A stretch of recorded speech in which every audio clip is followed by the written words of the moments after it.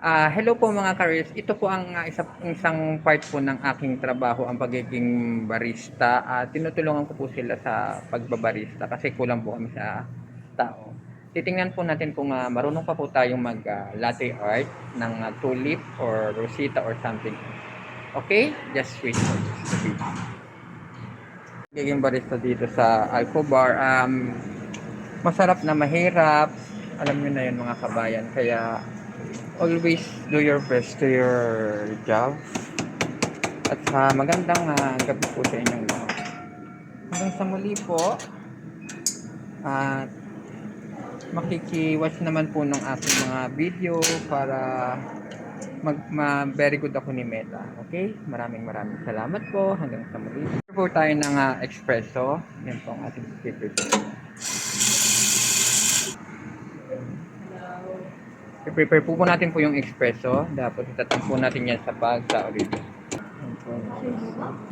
Tapos patutuloy na po natin yung coffee natin. Yan po ang ating coffee. Malinamnam, payak pang ipaglaban. Tapos mag-i-steam na po tayo ng milk. Saglit lang.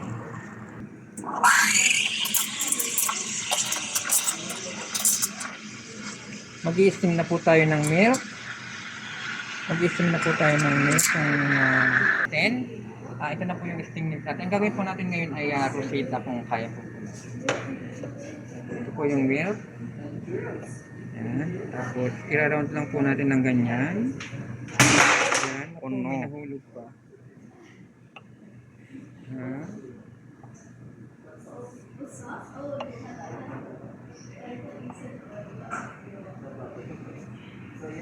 May nahulog. Yan po yung ating gawang resita. Yan. Tapos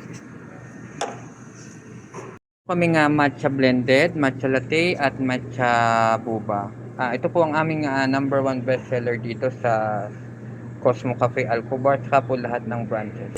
Yan. May boba po siya. Yan, nalagyan po natin ng boba. Matcha blended po ang tawag dito sa. Yan. Pwede nyo po siyang lagyan ng almond, fresh milk, skim milk, oat milk. Yan. Lagyan na po natin yung matcha latte blended.